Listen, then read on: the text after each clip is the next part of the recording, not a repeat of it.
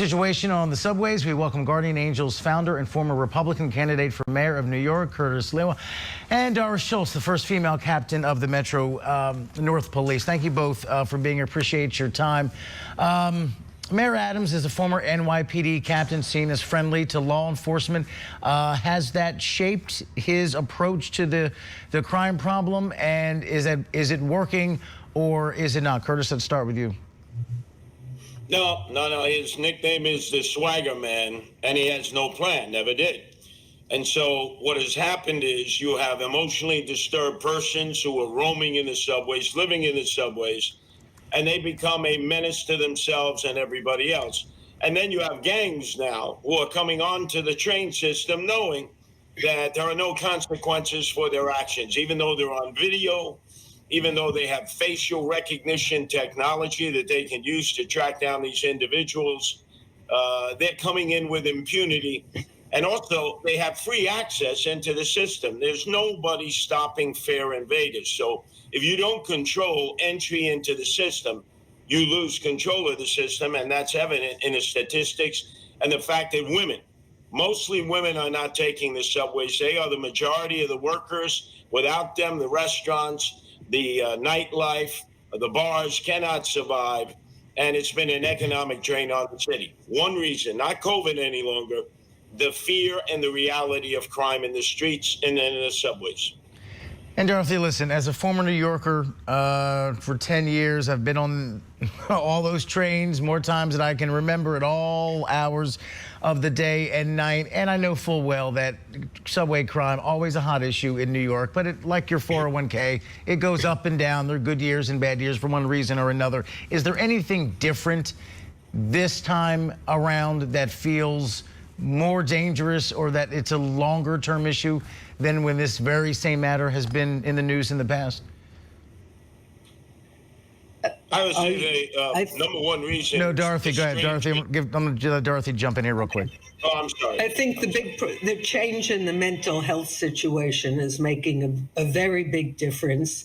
And I have to agree with Curtis here, if I may call him that. I met him, I don't want to say how long ago, when he was in Grand Central Terminal. But the mental health issue, you can't really predict what these people are going to do. We saw that piece of video. Someone just took off against a perfect stranger. The other thing I do agree is that the fare evasion is a big issue. If you do not control who's coming into the system. Now, it's true, a lot of the mentally challenged people are living in the system, so fare evasion wouldn't really affect them. But you need to have some sort of sense that people are in charge. It goes back to, the old broken windows policing. People feel that no one is in charge in the subways right now, even with the increase in police. And I think that too many press conferences are not helping the situation, because it sends off a sense that there's panic and that even those who are supposed to be in control aren't. So maybe fewer press conferences and more action would be a big part of the solution. Well, speaking of action, listen, there are plans to increase police presence on the subways, which is always the response when crime goes up. But this is my point. If it's a mental health issue, then what is the city doing on the mental health front? And even if they had 100,000 cops down there, crazy is going to do what crazy is going to do at the end of the day. You're never going to have enough police to man a city of 9 million people in an underground subway system of hundreds and hundreds of miles. Can't be done. So what is the practical answer now that is different from other things we've tried before, with the understanding that broken windows was and still is a controversial approach for other reasons we don't have time to get into today? But Curtis, back over to you. Mental health and the practicality of policing a city and a system this big. The previous mayor, Bill de Blasio, created a program called Thrive. Over 5 years, they spent $1.5 billion. And the specificity of the program was to help people with mental health problems. I saw no results from any of that expenditure of money. And then remember, when the lockdown and the pandemic came about in March of 2020, we released a lot of mental health care patients into the streets because we needed the beds. I understand that. We needed the beds. The hospital systems were overloaded.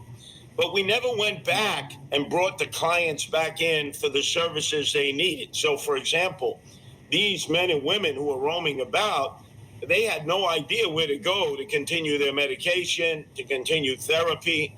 They needed in-house help, and they're not getting it, and nobody has gone out to retrieve them and help them. In fact, at the state level, we have a state race now for the governorship. When Andrew Cuomo came into office, we had 30,000 beds put aside for mental health care patients. By the time he left, we only had 3,000 beds. That's a difference of 27,000 beds that could have been used to help these people who are in desperate need.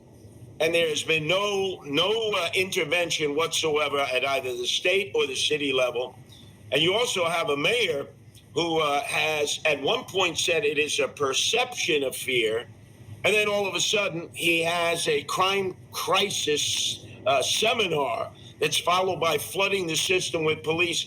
And everybody understands it's going to be for 2 weeks to try to help Kathy Hochul get elected governor of the state of New York, because we know it's not going to continue after November 8th, election day. And let me jump in, Curtis. One, to make sure your window's locked for that cat behind you jumps out. Dorothy, let me give you the last word here in terms of manpower and the cops here. Practically, what can be done? It's a massive system, and you can't stop everything. There are not enough cops in the world to really do it. So again, practically, what's an impactful answer here or remedy? Well, these short-term solutions and that overtime is unsustainable. You're not going to have cops working that kind of overtime for a long period of time. Maybe a couple of weeks past the election, but maybe till the end of the year. But that's not sustainable. And a big part of the subway is the fear itself. People are staying away, and subways are one of those areas that are made safer by more legitimate riders. And you look at that piece of tape. The platform is empty. Before COVID, would you have seen anything like that? That platform would have been filled with people.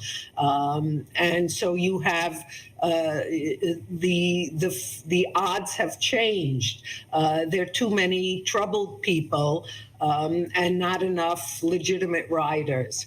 And that's a vicious cycle. And I think certainly the mental health is a major issue, but I think that's also now that a lot of the mentally challenged also are drug addicted. So the violence is totally unpredictable. And I think that's a very, very big part of the fear.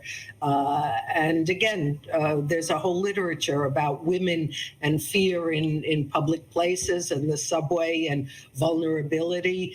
And all of those things are kicking in at exactly the wrong time for New York City, when recovery is really slowed by people not wanting to come back to work at all, and certainly not wanting to come back if they have to use public transportation. And these kind of panic responses are unfortunately not going to be the answer. Well, listen, we all know New York can't function without that subway system. It is the literal lifeline of the city. Number two, of course, we're getting closer to holidays when a lot of tourists come to town and rely on the subway the same way that that locals do. It's a frightening problem. Thank you both, Curtis and Dorothy. Really appreciate your time and your insight. Please come back. Appreciate you. Have a good day.